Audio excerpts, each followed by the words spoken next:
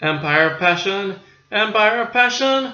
I'm surprised I still can sing after all that shit I did yesterday or 2 days ago, depending on when you're watching this. Probably forever ago, yeah. It's late when I'm recording this. So, anyway. Hello there, CriterioNate here, number 468. 460, I don't know. 460 something or other.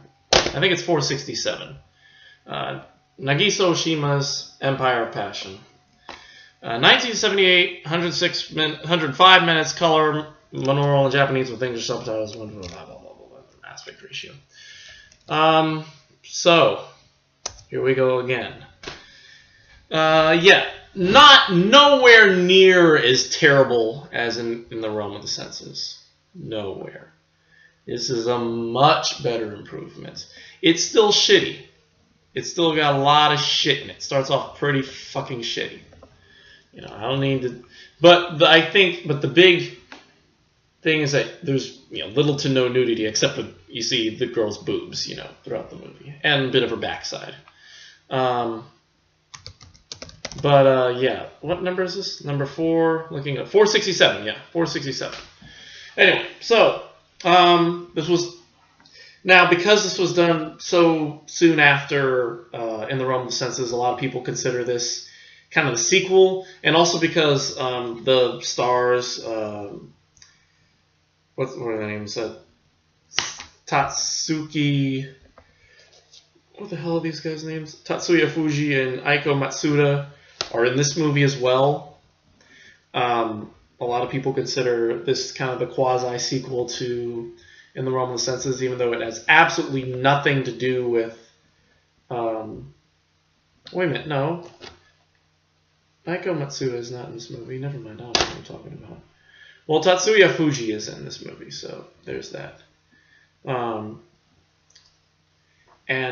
Yeah, so anyway, he's in this, and he plays a slightly similar character.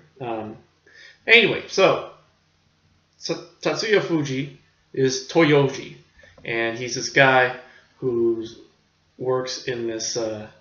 He's living in this village, and he is sleeping with the wife Seki, the wife of Jisaburo. And Jisaburo's out, doing jobs and stuff like that. I think he has to go into town, and he's going to like different festivals or something for work or something. And so while he's gone, she's messing around with Seki's messing around with Toyoji. And the two of them, have sex, and at one point, he ends up asking her to shave her pussy, and and he shaves it for her. But again, you don't see all the nudity like you do in this piece of shit, So, a step in the right direction. Again, I think the sex, and I think it's unsimulated. Is finally back to unsimulated. So we're moving forward. But still, I think just a lot of the sex, the way it's handled, is still. I feel like Oshima, is still kind of stuck in senses mode, So I have to give him a dock for that, Now the thing that makes this movie great is what happens when the rest of the movie. Basically, what happens is they, Toyoji and Seika end up plotting to kill Jisaburo. So one night, and doing it, they bring him home and they choke him to death. I think they choke him to death, yeah. And they bury him in a well, and every day Toyoji throws leaves on on his corpse to kind of bury him, and they don't tell anyone why he's doing it and all that, or he doesn't tell anyone why he's doing it. And so everything's okay. Everything's kind of cool. Their daughter starts to worry a little bit, but they keep it hush hush. Only problem is when Jisaburo's ghost comes back to haunt Seki, and she sees him. She goes crazy. She ends up losing her mind and wanting to confess to it. And Toyoji is saying no, I'll confess. You be all right. And so it is a kaidan or kwaidan. It's a It's a ghost story, you know, and that's the aspect that makes Empire of Passion 10 times, a million times better than In the Realm of the Senses. Again, the way the sex aspect of it still bothers me a great deal, so I can't give Oshima a complete pass for that. But the rest of it is entertaining enough to say, hey, watch this, you know, and watch this, and it's an interesting movie. And after this was Merry Christmas, Mr. Lawrence. So, you know, he finally got back to where he should be. You know, he should have been. Yeah, I think still. Wait, I think he passed away years ago. Tatsuya Fuji is still alive. How old is this dude? 76. Good for him. So anyway, yeah. So a huge step in the right direction. Yeah, that's all I've got to say about this movie. Yeah, I won't tell you how it ends. I want to leave, you know, like any good story. You don't want to spoil a ghost story. You know, not really. I may have spoiled Quiden, but I don't remember. Anyway, I'm not spoiling this one. So, Empire of Passion. Again, coming hot off the heels of In the Realm of Senses, which I was, you know, I reiterate again, this was quite possibly, this may be the worst movie we'll see this season. We've still got a lot more to go. I'm not looking forward to The Last Days of Disco, and a few others like that Jeannie Dielman movie, or Jean Dielman, whatever the fuck you pronounce her name. Not looking forward to that. And a couple others that I could probably think of. But for now, this is the worst, and this is a little bit better.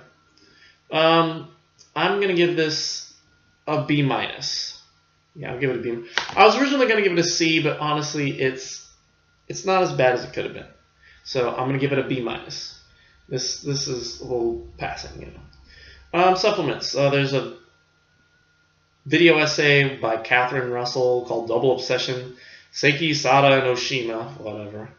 There's new interviews with Katsuko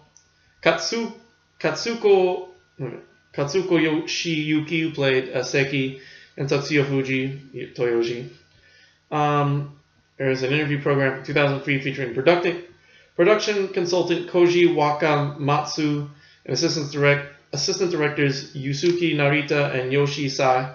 The US trailer, which sucks, as it should, and optional English dub soundtrack. I should have taken a peek at that because I'm curious. I'm always curious how those American voices sound, you know. And yeah, that's it. So Empire of Passion, better. Still got some work to do. B-. Woo, we're done with Oshima for a while. Thank God. Oh God, I cannot reiterate how bad I had a time with In the Realm of Senses. That song was fun to write, though, I have to say. So, my voice is shot, though. Seriously, my voice is like, I can't talk. I can barely talk, you know. Anyway, so that's it for now. Later on, well, it's really late as I record this. Next up, science fiction. I'm gonna try and knock that out, you know, within the next 24 hours. So, see that eventually. I mean, I'm going to bed after I upload this, but this is next, and we're going to do this. And then, again, Saturday the 13th, no, Saturday the 12th, The Hit. And then Sunday, Wise Blood, and Alexander Corda's Private Lives is there. I will pick that up on Saturday, and we'll do that on Monday. And yeah, I'm gonna try to do all 3 movies on Sunday. It makes the most sense. And I'll also pick up the ones after that. The Curious Case of Benjamin Button. Next is the 3 films by Shohei Imamura, Pigs, Pimps, and Prostitutes.